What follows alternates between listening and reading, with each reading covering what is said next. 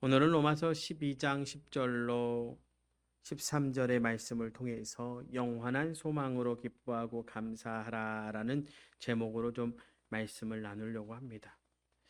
오늘은 추수감사주일입니다. 하나님께서 우리에게 추수감사주일을 지키라고 명하셨습니다.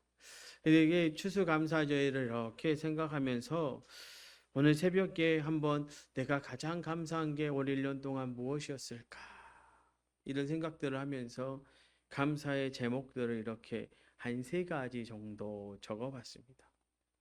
도대체 나는 무엇을 가장 감사하고 살아가는가 했더니 제가 첫 번째로 딱 기도하고 적었던 것이 뭐였냐면 도초 동북교회의 담임 목사인 것.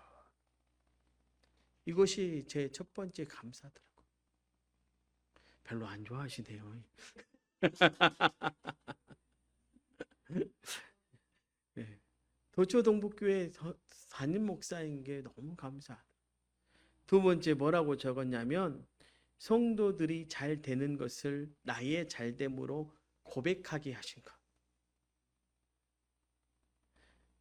세 번째는 도초 동북교회의 성도들을 나의 성도로 하나님이 주신 것. 이게 너무 감사하더라. 마지막으로 이게 감사했습니다. 제 스스로 하나님 앞에 그리고 모든 사람들 앞에 행복한 선목사라고 고백하며 살고 있는 것. 제가 노회를 가거나 저를 만나는 분들이 저를 만나면 늘 인사하실 때 저에게 하시는 말씀이 있습니다. 행복한 송목사 왔는가? 이렇게. 그것을 감사할 수 있는 것. 제가 우리 성도들을 이렇게 부흥회 때 이렇게 찬양 연습하는 것을 보고 있으니까 누가 저한테 그러시는 어느 목사님이 쓱 지나가면서 그렇게 성도들이 좋아? 이렇게 물어보시더라고요. 왜요? 물어봤더니 배 목사가 성도들을 쳐다보고 있는데 그렇게 막 사랑스러운 눈으로 쳐다보고 있더라는 거예요. 저는 제 표정을 모르지요. 그냥 우리 성도들 찬양 연습하는 게 너무 좋아서 그냥 보고 있었는데 그분이 그렇게 성도들이 좋아 이렇게 물어요. 저는 여러분을 만나게 하고 여러분이 저와 함께 이렇게 신앙생활 할 수 있도록 하신 것. 하나님이 다른 사람이 아니라 여러분을 섬길 수 있도록 이 도초 동북교회의 담임 목사로 세워주신 것이 제 인생의 가장 큰 감사이지 않을까. 제가 목회를 하면서 이것이 가장 큰 감사이지 않을까. 이렇게 좋은 교회, 좋은 성도 만나서 목회할 수 있는 것, 이것이 하나님 앞에 가장 큰 감사이지 않을까라고 하는 생각을 늘 하게 하신 것이 정말로 감사하더라고요. 사랑하는 성도 여러분, 추수감사주일은요, 이렇게 감사를 생각하는 날들입니다. 그리고 그 감사를 생각하면서 우리에게 베푸신 하나님의 은혜를 기억하고 또 말씀 중에서 그것을 묵상하는 날입니다. 그러면 왜 하나님은 우리로 하여금 이 추수감사주의를 지키게 하셨을까라고 하는 것이죠. 첫째는 우리 모두는요, 감사를 훈련해야 하는 사람들이기 때문에 그렇습니다. 감사를 훈련한다? 여러분 생각해 보면 감사라고 하는 것이요, 하나님의 명령한다는 것이 여러분 사실은 이해가 되지 않는 것이죠. 사실 감사는 자연스러운 일이고 명령에 의해서 억지로 할 수 있는 일이 아니지 않습니까? 그러나 우리의 본성을 한번 여러분 생각해 보면 어떻습니까? 감사합니까? 남이 감사를 줘도요, 감사를 잘 안 해요. 제가 어느 날요, 이렇게 누구를 도와드렸는데 그분이 뭐라고 저한테 인사하냐면 여하튼 감사해. 그 앞에 왜 여하튼이 붙는지를 모르겠어요. 아니 그냥 감사하면 감사하지. 여하튼 그 정도면 감사해. 아니 여러분, 작은 도움을 줬든 큰 도움을 줬든 감사할 일은 그냥 감사하면 되잖아요. 근데 그 앞에 이상한 말을 붙이는 거예요. 여하튼 고마워. 그 말은 뭐예요? 감사는 하기는 하는데 네 도움이 나한테 그렇게 큰 감사로 안 느껴진다. 이게 우리 본성이에요. 우리 본성. 우리 모습이 그래. 우리는 감사하는 일이요 너무 약해. 그래서 어떻습니까? 그러니까 하나님께서 야, 추수감사주일이라도 만드셔서 좀 감사하라고 말씀하고 계신다는 것이죠. 여러분, 우리의 본성에는요 감사가 없습니다. 여러분, 아담과 하와가 죄를 범한 이후 인간은 본능적으로 불평하고 원망하고 미워합니다. 우리는 감사하도록 아무리 기다려도요 감사하지 못합니다. 좋은 일이 생기면 기뻐할 줄은 압니다. 그러나 기뻐하는 것과 감사하는 것은 전혀 다른 것이죠. 그래서 죄로 인해 타락한 우리 안에는 감사가 존재하지 않습니다. 그러므로 감사는 시간이 지나면 저절로 할 수 있는 것이 아닙니다. 그래서 감사는요 억지로라도 훈련하고 연습해야 할 수 있는 것입니다. 감사할 줄 아는 사람은 감사의 훈련이 된 사람입니다. 그래서 하나님께서 감사의 훈련을 하도록 추수감사주의를 지키도록 우리에게 명령하셨습니다. 여러분, 우리 한국 사람들이 제일 못하는 두 가지가 뭔지 아십니까? 뭡니까? 감사와 뭐요? 사과. 사과하라니까 개가 사과 들고 있는 그 사진 올리잖아요.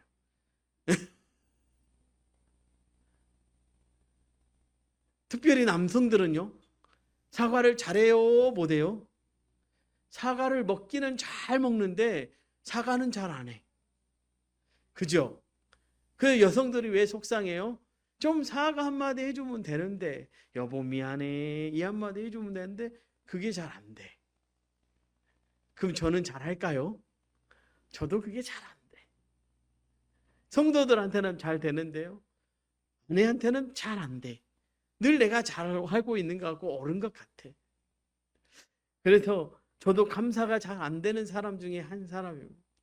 그래서 제가 훈련하는 게 있습니다. 우리 장로님들 저랑 통화하고 나시면 제가 마지막에 늘 뭐라고 인사하고 전화를 끊는지 기억하십니까? 제가 뭐라고 전화를 끊습니까? 감사합니다. 저는요 어느 누구하고 전화하든지 제가 그것을 결단했습니다. 내가 어느 누구랑 통화를 하든지 그 통화의 끝에는 감사합니다라고 전화를 끊어야 되겠다. 제가 집에 돌아가는 우리 성도들 차량 운행하면 우리 권사님들 제가 뭐라고 하면서 인사하고 가라고 하십니까? 제가 안녕히 가세요 합니까? 아니면 뭐라고 합니까? 감사합니다라고 인사합니다. 제가 그것이 저 안에서 스스로 감사를 훈련하는 방법이었습니다. 제가 목사가 되고 나니까요 대접받는 일들은 많고요 누군가 대접해주는 것은 많은데 제가 대접할 일도 없고요 대접을 받다 보니까 어느 순간 대접이 익숙해지기 시작하니까 제 안에 감사가 없는 거예요. 그냥 당연하다고 생각하고 그냥 가는 거예요. 이건 아니구나. 내가 이렇게 해서 어떻게 성도들 앞에서 감사하라고 말할 수 있겠는가. 그래서 훈련을 하기 시작한 것이 제 입에 감사를 갖다 붙이기 시작했습니다. 그래서 통화가 끝나면 통화할 때 감사합니다. 어느 누가 됐든지 감사합니다. 또 가실 때 인사할 때는 감사합니다. 안녕히 가세요라고 하는 것보다는 감사합니다라고 인사하니까 어느 날 저희 권사님들도 차에서 내리시면서 안녕히 가세요 하시는 게 아니라 목사님 감사합니다 하고 내리는. 어느 날 보니까 감사가 감사를 조명시키는 일이 있었더라고요. 제가 알고 있는 한 목사님의 교회가 있습니다. 수원의 하늘꿈 연동교회라고 하는 교회가 있는데요. 애들아 나를 보렴. 배재은이 핑계대지 마세요. 네가 나를 안 보고 있잖니. 자 똑바로 앉고 나를 보렴. 하늘의 수원꿈 연동교회라고 하는 교회가 있습니다. 맥주 감사주일부터 추수 감사주일이 약 일수가 119일이 됩니다. 그래서 이 교회는 이 119일 동안 날마다 감사의 제목 3가지를 나누도록 구역에서 가정에서 또 교회 안에서 목회자들끼리 당회계 장로님들끼리 톡을 만들어서 또는 문자로 날마다 119일 동안 3가지 감사의 제목을 매일 동안 나누도록 하는 일을 했습니다. 그리고 그것을 매일 한 119일 한 이것을 교회 안에 완전히 한 사람, 완주한 사람들을 다 기록하고 선물을 주는 행사를 하고 있습니다. 올해도 아마 지금 하고 있을 겁니다. 그런데 이 목사님이 어느 날 글을 올렸는데요. 이런 글이 올라왔어요. 항암 22차까지 하고 계시는 권사님이 계신데 그 교회 권사님도 아니시래요. 그런데 이 119 이 119일 동안 하는 이 119 감사의 이야기를 어느 한 그 교회를 다니는 집사님과 이야기를 나누고 그 권사님이 그것을 매일 실천하셨는가 보더라고요. 그런데 이 119일 동안에 하는 이 감사의 일을 그 권사님이 타교회인데도 실천하면서 하는데 그 일을 하고 나서 그 집사님과 이야기를 나누는데 놀라운 일이 일어났습니다. 어떤 일이 일어났는가 했더니 암세포가 활동하는 것이 멈춰졌고요. 마음에 불안하던 마음들, 그 마음 안에 평강이 왔다라고 하는 이야기를 들었다는 거예요. 그래서 그 목사님이 그 글을 올리시고 뭐라고 그 글에 썼냐면 감사는 기적을 만듭니다라고. 저도 우리 교회 안에 이런 일들이 좀 있었으면 좋겠다. 그래서 내년에는 조금 이것을 우리 장로님들하고 올해 정책당회 하면서 이야기를 나누어서 우리 안에 구역끼리 또 우리 당회는 당회끼리 좀 매일 좀 힘들지만 한 가지씩이라도 하루에 한 가지라도 감사를 하면 119가지 감사가 119일 동안 나오지 않겠습니까? 여러분 그 감사를 나중에 한번 쭉 읽어보면 여러분의 삶 가운데 놀랍게 기적을 일으키신 하나님의 은혜를 점검해 볼 수 있는 시간이 될 것입니다. 그래서 내년에는 좀 이 일을 해야 되겠다. 사랑하는 성도 여러분, 우리는 감사를 훈련해야 되는 사람들입니다. 그리고 그 감사의 훈련을 통해서 하나님의 은혜를 경험하고 그 하나님의 은혜를 가지고 날마다 승리하며 살아갈 수 있기를 주님의 이름으로 축원합니다. 두 번째로 이 추수감사절을 왜 지켜야 하는가라고 하는 이유는 나를 구원해 주신 하나님께 감사하기 위해서입니다. 여러분 추수감사주의를 초막절의 기원을 두고 있습니다. 말씀에 나오는 절기 중에 초막절은 맨 마지막 절기이면서 동시에 가장 큰 절기입니다. 여러분 예수님께서도 요한복음 3장 37절의 말씀에 보니까 이 초막절을 큰 날이라고 하셨습니다. 초막절은 말씀에 나오는 절기 중에 가장 큰 절기입니다. 즉 추수감사주일은 말씀에 나오는 모든 절기 중에서 가장 큰 절기로 지켜야 합니다. 왜 추수감사주일을 가장 큰 절기가 되어야 하는가? 추수감사주일은 나를 구원해 주신 하나님께 감사하는 날이기 때문에 그렇습니다. 여러분 초막절은요 농사가 다 끝나고 추수한 것들을 창고에 전부 들인 후에 시작됩니다. 추수한 후에 알곡과 쭉정이를 나눕니다. 알곡은 어디로 드립니까? 창고에 드리고 쭉정이는 밖에 버려져 불태워버립니다. 여러분 농사의 끝이 있듯이 우리의 인생에도 끝이 있습니까? 없습니까? 있습니다. 어떤 분은 죽으면 그걸로 인생이 끝난다라고 주장하는 분이 있습니다. 미국의 에일 대학교에서 학생을 가르치는 셀리 케이건이라고 하는 교수가 있다고 합니다. 바로 이 주장의 대표적인 사람입니다. 이 셀리 교수가요 죽음이란 무엇인가라고 하는 책을 썼는데 이 책은 에일 대학교에서 17년 동안 가르쳤던 내용을 정리한 책입니다. 이 책의 결론이 이렇습니다. 인간에게 영혼은 존재하지 않으며 죽음은 모든 것의 끝을 의미한다. 그러니까 이 셀리 교수에게 있어서 인간은 자유의지를 가진 기계에 불과한 것이죠. 그에게 죽음이란 기계가 낡고 고장나서 버려지는 것과 동일합니다.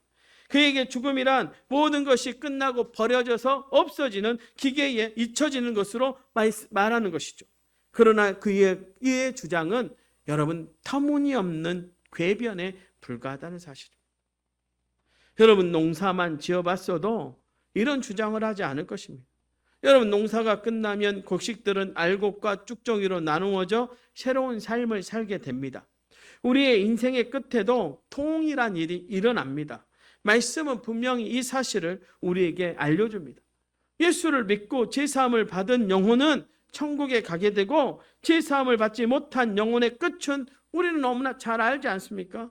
어느 목사님께서요, 지옥에 대해서 말씀을 전하셨다고 합니다. 그러니까 어느 한 사람이 이렇게 물었어요. 목사님, 도대체 지옥이 어디에 있습니까? 그래, 목사님이 이렇게 대답하셨어요. 지옥은 당신이 예수 그리스도 없이 살아가는 인생의 끝에 있습니다. 그렇습니다. 예수님이 없는 인생의 끝은 지옥입니다. 여러분, 히브리서 9장 27절의 말씀을 보십시오. 한 번 죽는 것은 사람에게 정해진 것이요 그 후에는 심판이 있으리니. 여러분, 모든 사람은 죽음을 피할 수 없습니다. 죽음을 피할 수 있다면 예수님 없이 사는 인생은 하나님의 영원한 심판도 피할 수 없는 것입니다. 요한복음 3장 26절의 말씀을 보면 아들을 믿는 자에게는 영생이 있고 아들에게 순종하지 않은 자는 영생을 보지 못하고 도리어 하나님의 진노가 그 위에 머물러 있느니라 라고 말씀합니다. 예수님 없이 사는 인생은 천국을 보지 못합니다. 예수님 없이 사는 인생의 마지막은 하나님의 진노가 쏟아지는 지옥과 같습니다. 지옥은 인간이 만들어낸 상상의 장소가 아닙니다. 지옥을 가장 많이 말씀하신 분이 성경 안에 누구셨습니까? 바로 우리 주님이셨습니다. 존 파이퍼 목사님의 오직 예수라는 책에는 이런 말씀이 나옵니다. 지옥의 공포와 영원함에 대해 예수님보다 더 크게 또는 두렵게 말씀하신 분은 아무도 없습니다. 지옥은 사도들이나 초대교회가 꾸며낸 가르침이 아닙니다. 예수님께서 우리에게 주신 가르침입니다. 이 땅을 살았던 모든 사람 중에 가장 사랑이 많으셨던 분이 가장 강한 표현으로 지옥을 묘사하신 것입니다. 여러분, 그렇죠? 거지 나사로와 부자의 이야기를 기억하십니까? 거기에 지옥이 나오잖아요. 얼마나 지옥불이 뜨거운지 부자가 뭐래? 나사로의 손끝에 물 한 방울이라도 떨어뜨려서 그 물 한 방울로 내 갈증을 좀 해결해. 예수님이 지옥을 보지 않고서 그렇게 말씀하실 수 없다라고 하는 것이죠. 어쩌면 예수님은 지옥을 보시고 그 얘기를 우리에게 전해주신 것입니다. 여러분, 랜디 알곤네 목사님이라는 분이 악의 문제 바로 알기라고 한 책에서 또 이렇게 말씀하셨습니다. 지옥을 부인하는 것은 하나님의 거룩하심과 우리의 악을 가소평가하는 것입니다. 이는 죄의 엄청난 심각성을 축소하는 것입니다. 무엇보다 우리를 위해 십자가 위에서 그리스도의 피를 흘리게 하신 하나님의 크신 은혜를 깎아내리는 것입니다. 예수님께서 생명을 내어주실 만큼 심각한 죄악이 영원한 형벌을 받을 만큼 심각하지 않다는 말입니까? 라고 우리에게 반문해서 물었습니다. 여러분, 우리의 죄는 아주 심각합니다. 우리가 죄를 용서받지 않는 한 영원한 형벌이 기다리고 있는 지옥행을 피할 수 없습니다. 그 지옥행을 피할 수 있는 길은 구원자이신 예수님을 만나는 것뿐입니다. 예수님께서는 자기 백성을 대신해서 십자가에서 죄의 형벌을 받으셨습니다. 그러니 우리가 죄에서 용서받을 수 있는 유일한 길은 예수님을 나의 왕, 나의 하나님, 나의 목자로 영접하는 것입니다. 예수님을 왕으로 영접하고 예수님의 다스림을 받고 예수님의 인도를 받는 삶을 살아야 합니다. 그러면 내 인생의 마지막 결론은 달라지게 되어 있습니다. 요한복음 6장 47절의 말씀. 진실로 진실로 너희에게 이르노니 믿는 자는 영생을 가졌나니. 예수님을 믿고 예수님과 동행하는 사람, 지옥이 아닌 천국에서 영원한 삶을 살아가게 됩니다.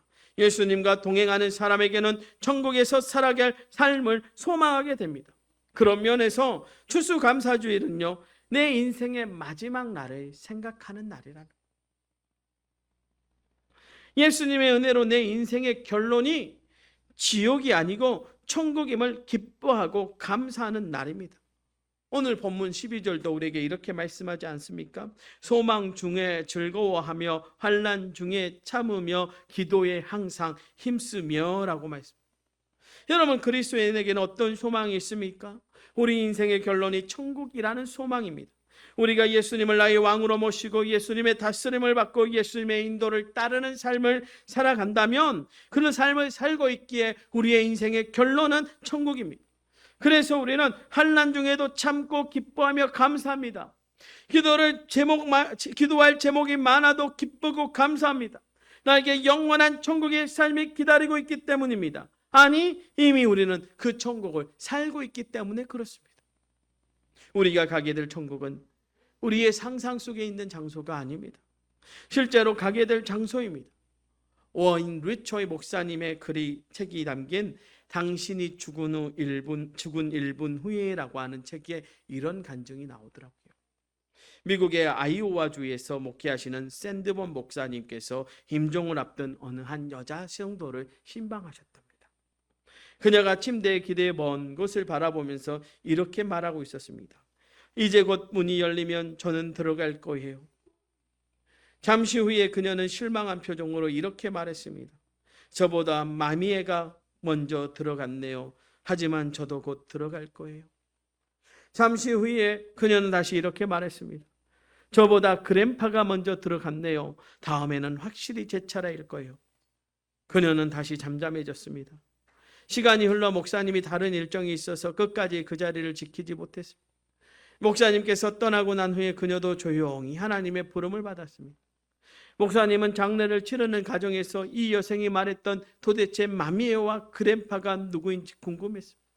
그래서 가족들에게 물어보았습니다. 그랬더니 마미에는 이웃에 살다가 뉴욕으로 간 어린 소녀였습니다. 그랜파는 그의 가족의 친구로 남서부 어느 지역에 살고 있었습니다.